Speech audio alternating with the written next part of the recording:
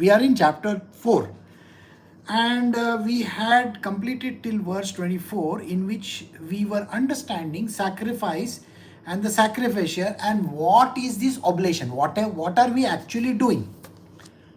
See, when we do any sacrifice, so-called sacrifice, it is a representation. It is a way of saying go and sit in front of a prayer hall where they are putting those, the sacrificial pit, and you sit over there and put some twigs and this and that and ghee and whatnot. Or you give some Panditji money so that he can perform these actions for you. This is what sacrifice is brought to. It is something which, think about it, the whole world is not performing except you. So you mean to say the whole world is an idiot and you are some great sheikh in this world just because you go to some temple and offer some sacrifices? No. So that means this interpretation is wrong. So we have to correct the interpretation. Today we are going to understand what are sacrifices, what is the meaning of this word oblations, what is it that we get after doing this, and is there a right way of doing it or are there wrong ways of doing it? Because misrepresentation is what we always fall for. Alright, so now let us start today's satsang. We are doing Srimad Bhagavad Gita chapter 4 verse 25.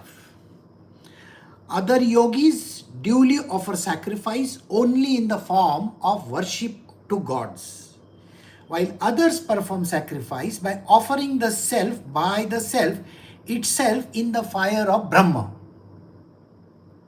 This first line itself is so clear, where you will understand that, see how it is written, some yogis sacrifice in the form of worship to gods, and others perform sacrifice by offering the self by the self itself in the fire of Brahma. Does that tell you something? When you say the self is offered in the self, this is a stupidity where people, they think that, oh, self means what? I am still supposed to go and sit in front of some Panditji somewhere or some temple somewhere, or go and stand in front of some god somewhere, and I am supposed to offer something to the god? No, the interpretation is wrong. The self is within you. Is that correct? You have understood this or no? The self is, the smaller self is within you. The larger self is the one which we are talking about, which is God itself. The divine self as we call it. How am I to offer this self into that? You mean to say I am supposed to burn myself? I don't think that is right, no? We cannot be so stupid in this world. So answer is, I offer myself to that self. Everything in this is an offering to the self. Self is equal to God. So the previous one says, some yogis sacrifice only in the form of worship to God. Now, who worships God? Think about it. Here we have a lot of sages. Let us say Kanakadasa, Tukaram, various other like Kabir, and all these other great sages and saints, including the women saints. Okay, there is Akkabai, there is Krishna Bhakt who are there, Mirabais and all that, many others. What are they doing? Are they hurtling themselves into some pit or something? I don't think so. They are being one with the God by singing the songs of God.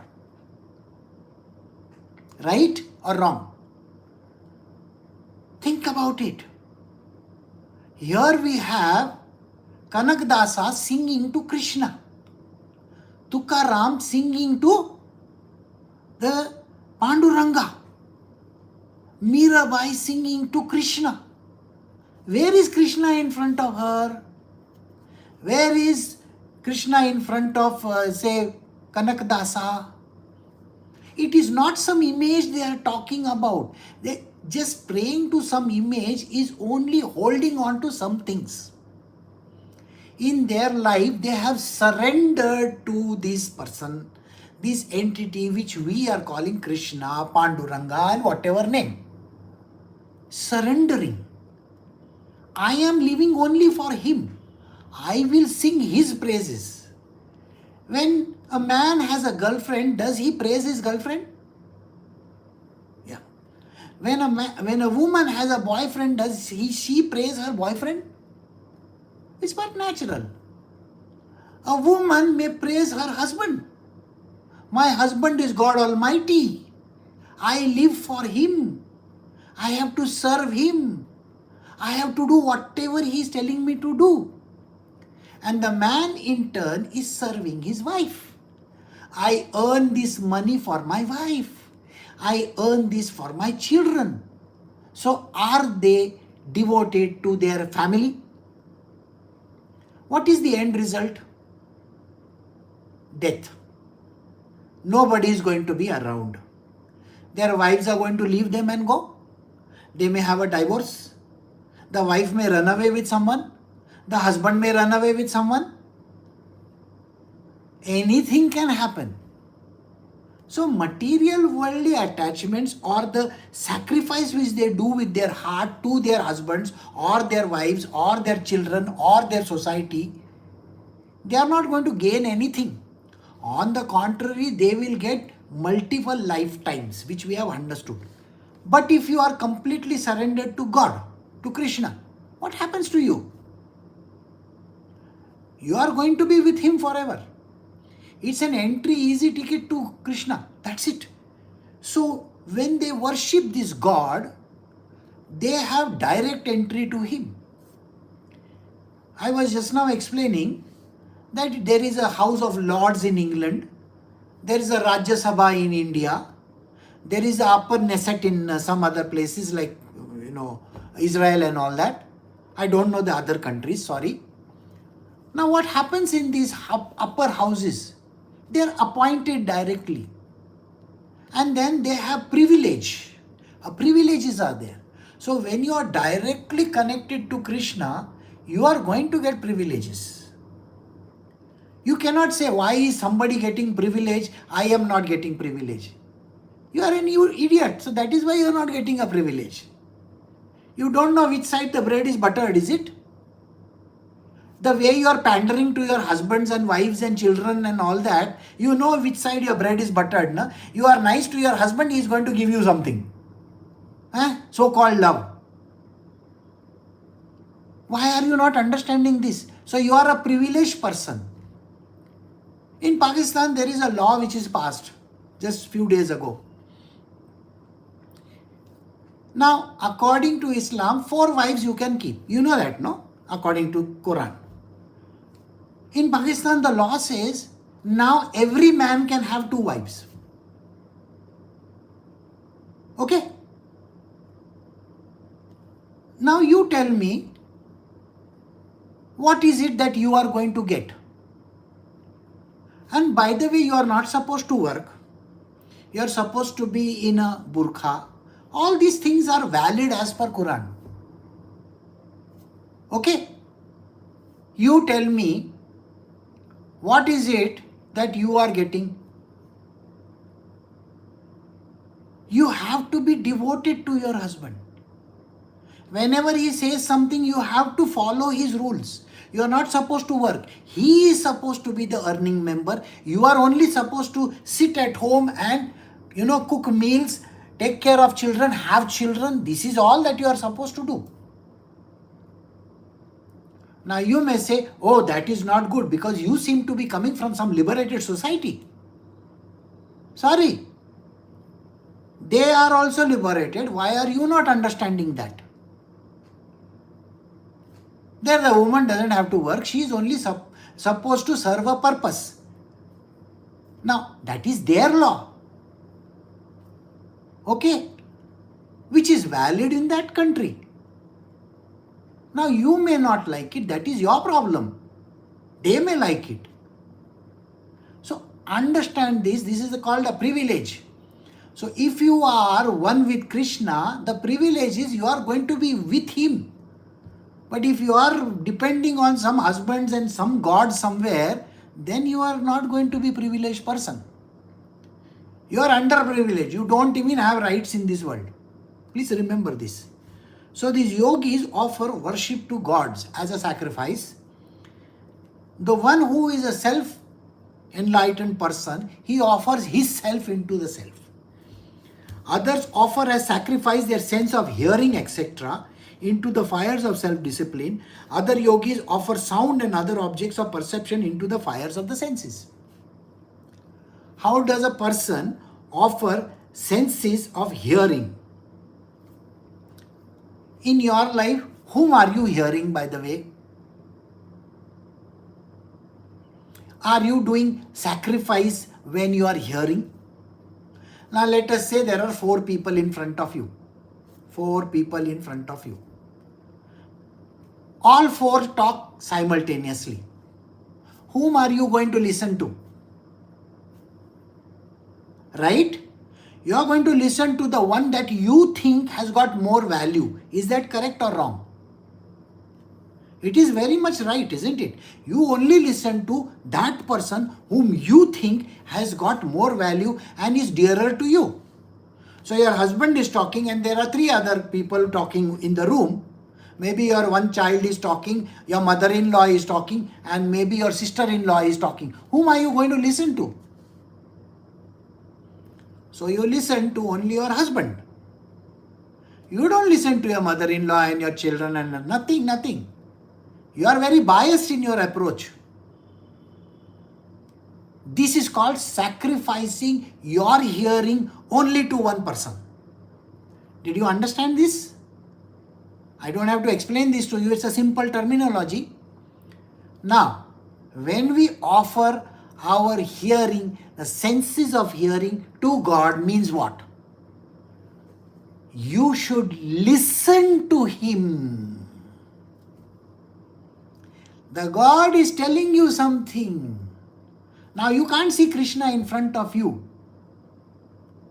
But you have a representative of his in front of you, isn't it?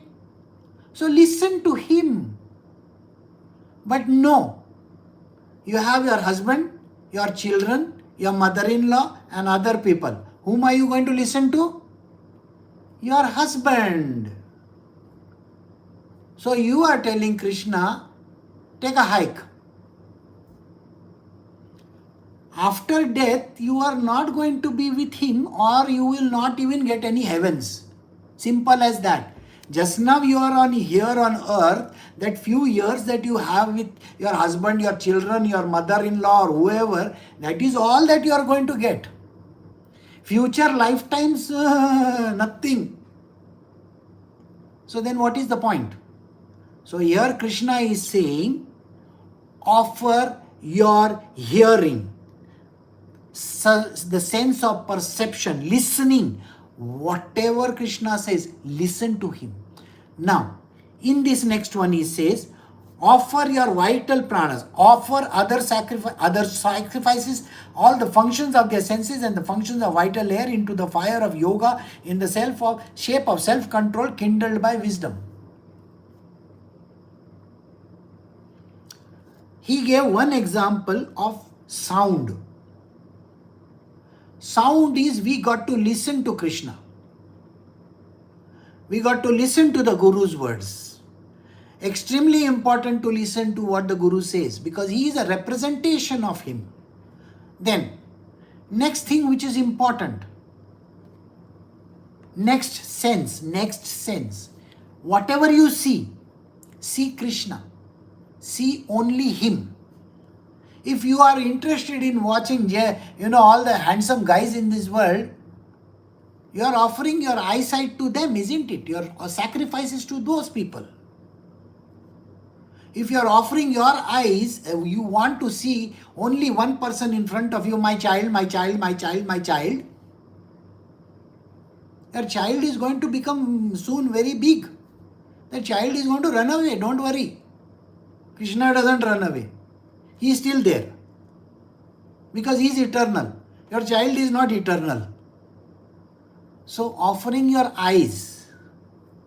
So always. See, I have given 2 examples. Let me qualify these examples further. Hearing. Does God hear? We say, na, God heard my prayers. We say these words or no? Sing songs for Him. When you were young and in love, were you singing songs for your boyfriend? Of course. Every girl does it. She is singing quietly her songs, like that. Men sing for their wives or for their children, for their girlfriends. Similarly, we love songs, we like to sing love songs. Later on, we want to murder songs, I want to murder this person in my life. Those songs. Or tragedy. All tragic songs. Miserable songs. That is later on. Can you sing good songs for God? Can you listen to music of God? Bhajans, kirtans, those kind of things. So use your hearing for that purpose. Not for listening to all these other things in this world, Oh, I was listening to the Prince Charles. He is now Prince Charles. He is now King Charles III. I was listening to his speech. Oh, the way he said it to Donald Trump. You want to listen to that? Why not listen to Krishna's words? Why not listen to the poetry which somebody has sung for Krishna? Similarly, you want to watch movies. You want to go and see all beautiful stuff in the world. Instead of going for these kind of things, why are you not interested in going to holy places? Or somewhere where you can see Krishna? Like that. Answer is that. So now 27 verse, what does he say? Other sacrifices all the functions of the senses and the functions of the vital air into the fire of yoga in the shape of self-control. Self-control is important. What is self-control? When your eyes are starting to wander, remember you can't keep one pointed focus on anything. Suppose you are seeing an object in front of you. You can't keep your focus on the object for long. You know this or you don't know this? See, today morning I was doing prayers and Rajma was listening to some bhajans. I told her straight away. I said, Rajma, can you switch off the bhajans till I am talking to God? Okay? Because I want to talk to Him one-on-one. So, you please keep your bhajans to yourself just now. And once I finish, then I will give you the signal, then you can start your bhajans. So, did you understand this? So, it is a one-on-one. Which means what? I should not get distracted. So, for not getting distracted, I need to have self-control. I have to control my senses. Why is it important? Men of all ages, there is no some Pativrata type of a man, by the way. Please understand this. There is no Lord Harishchandra in this world. Okay? Are you getting it? Nobody is Harishchandra. Everybody is tainted. Every man has watched porn. There may be some idiots in this world who will say, Guruji, you are talking nonsense. It's not correct. Really? When I was 11 years old or 10 years old, one day my uncle got 2 free tickets to watch one movie, And he had nobody to go with. I was this 10-year-old or 11-year-old, I don't remember. He is telling me, you come with me for the movie. So, I looked at everybody, my grandmother and everybody, they were very upset about it. But my uncle said, come on, let's go. I put my chappals on and I ran behind him. And I watched the movie and I enjoyed the movie.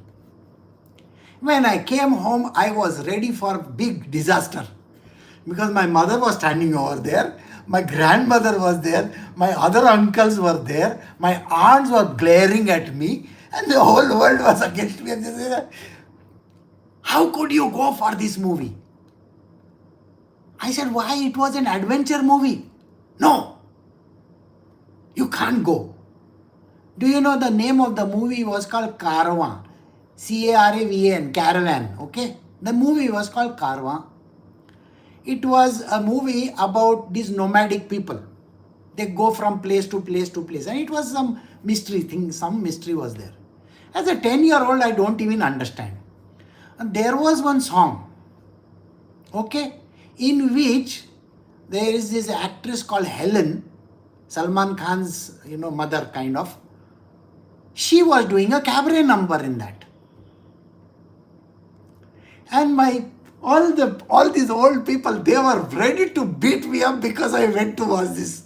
So for me to watch that was a no.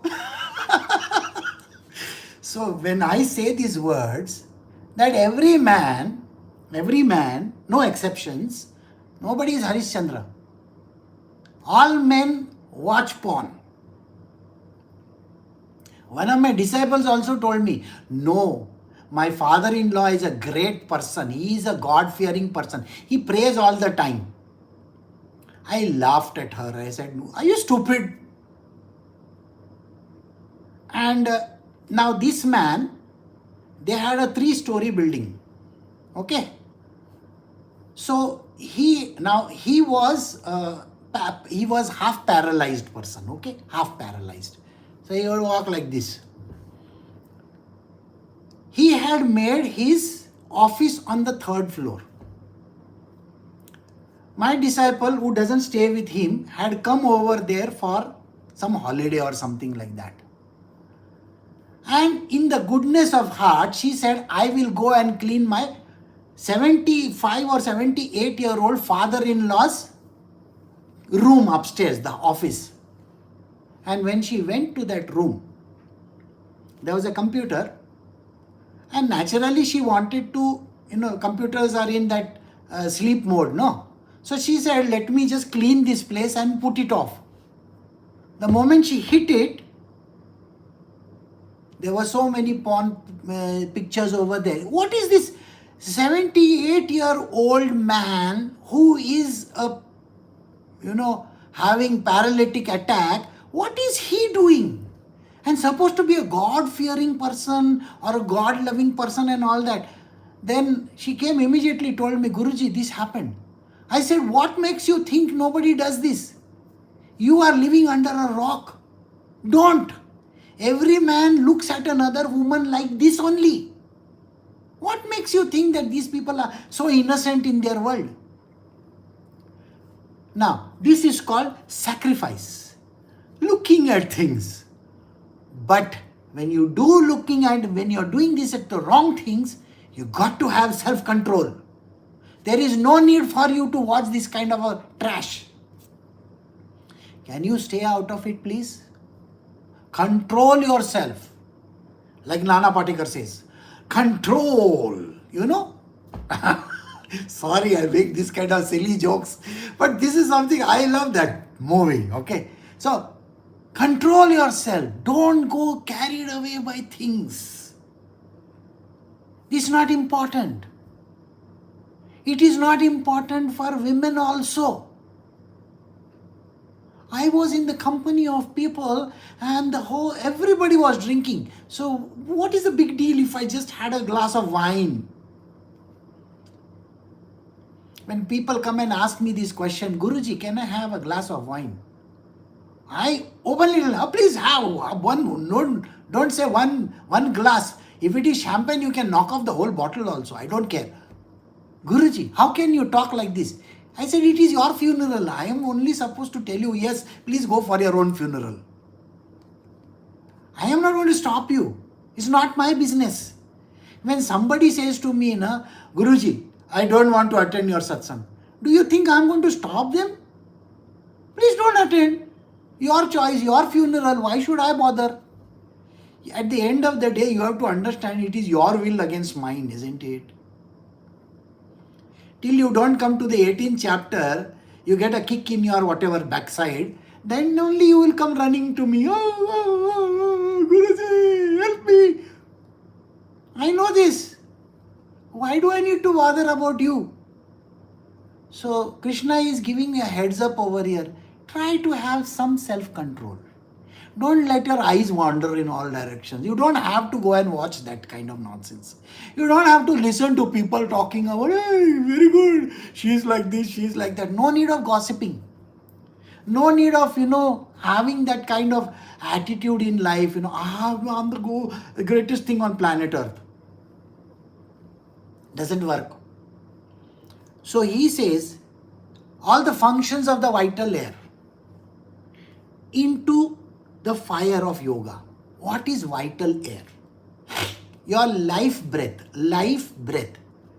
Simple terms in English. Why are you wasting your breath on these stupid things? Does this line answer you? Don't waste your breath over things which are of no value. If you have to argue with someone, what is the end result of argument? Let us say you and your husband have an argument. Suppose you always want to win the argument, isn't it? You want to prove to him that he is wrong and I am right. Every statement of yours, you are going to prove to him that you are right and he is wrong. Look at any argument for that matter. You have your reasoning. Reasoning, you understand reasoning? You give your fantastic reasons why you are in the right. Give me an answer. Now you prove to him that you are in the right. And ask the question, what have you achieved? Satisfaction? You have made his life miserable and you think now you are gloating because you have won an argument? You are lost in life. Isn't it true? So don't bother so much about winning arguments. Remember one thing. If he is barking and you are barking, what is the difference between him and you? Both are dogs only, no? Did you get the answer? You don't have to argue with an idiot. In your own mind, you can be happy, I don't like to argue with idiots. That is a superiority complex, I'm telling you, you feel you can gloat over yourself, no problem. But at least you are not getting into useless stuff. So wasting your breath over useless stuff, you have to give up. So what does he say? The functions of the senses and the functions of the vital air. Vital airs in our life. Now I am giving you a material worldly explanation. This is a spiritual explanation. In the spiritual explanation is, you take the air from one side, you know that. In breath, out breath. What is vital air? The one which gives you your life. It is called life breath. Life breath is not breathing in air. It is not breathing air. When you take the breath, there has to be a reason for taking the breath. Not because you want to be alive, but because you want to raise yourself higher and higher and higher. Every action in your life has to be driven towards achieving higher objectives. Correct or wrong? When you win an argument, have you noticed that you are breathing very fast? When you get angry, have you noticed you breathe very fast? Like that? And sometimes you like that, you keep on doing this. You know the reason why? You have lost control. A person who argues in a very even tone or gives whatever that is required, a speech in an even tone, without losing his breath, is a great person. So please understand this. Don't lose your cool. Never. So taking the breath inwards and exhaling outside should raise your spiritual levels higher. Higher. That is the reason why you are breathing. So that your life becomes very, very good. You are serving God's purpose. But what are you serving by arguing or saying or looking at things or porn or something like? What purpose are you serving? Short-term purposes? Don't do that, please. Got it? So you have to have this kind of a control. Some perform sacrifices with material possessions. Some offer sacrifices in the shape of austerities. Others sacrifice to the practice of yoga. While some striving souls observe austere vows, perform sacrifices in the shape of wisdom to the study of sacred texts. Now there are lots of people in this world who want to give to God. They do a lot of stuff. Some people go to temples. You have seen this? Some people, they think spirituality means going to temples. Some people will go and offer sacrifices. All the vratas and all that, all the women, they do vrata, that sacrifice which they do. Oh, I am doing this for getting a good husband. All right, that kind of a thing. We do vata puja, tying a thread around some kind of a tree, as if you are going to get, okay, or going to some temple somewhere, some Devi temple somewhere. Devi Ma, please give me this kind of a husband who is going to be very kind to me, very nice to me, lot of money, he has to be good looking and he should be always satisfying me. Yeah. So there are hundreds and thousands of temples all over the world which are going to fulfill those things for you. So some people go to these kind of big temples and offer gold, money. They're trying to bribe the God over there. Oh, I offered 1 kg of gold to God. How much Balaji must be earning over there? So much of gold, so much of money. Everything that is being offered is for a reason. People don't offer just like that. They want to give for some reason. Okay, then austerities. Some people will say, no, I will not eat this. I will not eat that. I will have nirjal. Nirjal means I will not drink any water.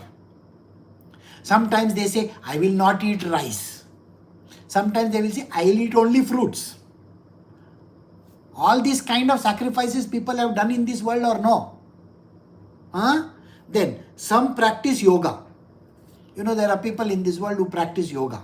I'm not talking about all those fancy people wearing all kinds of dresses and doing yoga. No, somebody who is very serious. They will sit in yogic postures. You have seen all these people, isn't it? Some movies and all you will see, or maybe YouTube. Some striving souls observe austere vows, perform sacrifices in the shape of wisdom to the study of sacred texts. Some people, they like to read books. In our case also, we are going to do from Monday onwards, coming Monday. What are we going to do? We are going to do Parayan. Parayan means what? We take a scripture and we read it continuously. So there are lots of people who do these Parayans. Okay? Some people will learn something. They learn an entire book by heart it. Like this Bhagavad Gita. Everybody likes to by heart it. I think in our schools in India, some places you will find this kind of Hindu schools are there. They will give the children, oh, by heart this Bhagavad Gita. I have had one child who will come to me and he will quote verses. He doesn't understand any damn thing in what he's saying. Neither does his mother understand, nor does he understand. His whole family doesn't understand. But because he has by hearted like a parrot, you have to say, can you tell Guruji that verse please? That child doesn't even understand a damn thing of what he is saying. When the parents don't understand, what the child is going to understand? So he is doing that great by-hearting of all that. So sometimes some people do that. And some people do practice this by learning it. Great sages are there. They practice this wisdom. They learn the verses. I have seen people like Chinmayananda and all that. Swami Chinmayananda, you have heard of him. He started the whole thing by doing the Upanishads. He was giving exposition on his Upanishads, which his guru had given. And he was then passing it on to his people. And later on he became a great master. So think on those lines. They want to decipher what is there. They want to dissect it. Sir, dissecting a person or a scripture, what God you are going to get, I don't know. So, yeah, so I think we will take a break over here. So I'll tell you, give me 2 more minutes. So these kind of sacrifices, now let us forget about all the rest of the people over here. Let us focus on you. What sacrifice do you do? Ask yourself this question. You go to temple very regularly, you know. When there is a Diwali, Dashara, Ganesh Chaturthi, this, that, all that. You go, dressed very nicely. You will take some thali or some puja ka this thing and that thing and go, correct? Other things which you are doing, when prayers are to be said, you will say the prayers. You will put those lamps over there for Diwali. Nowadays, nobody buys those lamps. They buy Chinese lamps, which are, you just plug it in and yeah, they shine. Do the Christians also do? Yeah. They buy those Chinese trees, you know, Christmas trees. I have been buying Christmas trees for years now. Actually, I have some very big Christmas trees and small Christmas trees when I used to be there long ago. And then we put decorational lights and put some gifts below it and all that. It is a form of worship only. And then we create one small crib. Crib, you know. And when we have the Devi Puja just now, we are going to have, we will put the Devi's image. We will pray to it. We will put a lot of heart, tikka, this thing, that thing, keep some fruits and sweets and all that. Call people, please come and have lunch please and all those kind of things. Kind of a offering. So everybody does something or the other. You also do. So what is it that you do? So I am not saying the secret is not going to be out till maybe next week. I don't know about it. But before I end, I ask you a question. You might have gone to whichever God that you want to. Whichever God. Whatever sacrifices you have done. Why are you miserable even today? Ask yourself this question. By doing those sacrifices, have you got anything really?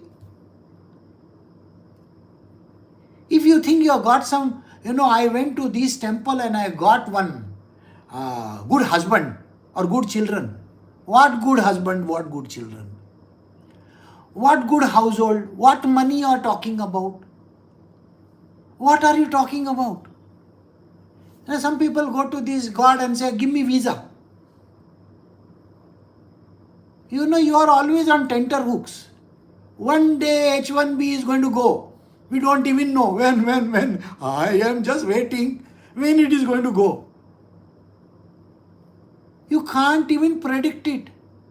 You are on your tenterhooks all the time. And you are thinking you are earning money and sending home or doing whatever that you want to. Nobody can say anything. So in the Q&A, I will give you a story. So I hope you understand. There is nothing to gain. If it is written in your life, you will get it. What did I say? If it is a destiny written in your life, then only you will get it. Going to some God and all that is not going to give you anything. So don't bother your head of going and putting some nice butter to some God and thinking, oh, this God is going to give me money. Nobody is going to give you. If it is not written in your life, it is anyway not going to come to you. There is no God on this planet Earth who can give you anything. Otherwise, we would be living in some golden age, India would be the number one country in this world, supposed to be a spiritual country, and we would be having, our economy would be better than United States or China. We would have better weapons than China and United States. But we don't even have. We are always at tenterhooks. Somebody does this thing, and in every state, in every corner of India, there is strife. We are supposed to have a good life. What good life are we talking about? So I hope you got your answer. Next time I will give you a better answer than this. So I will stop over here. Recording stopped.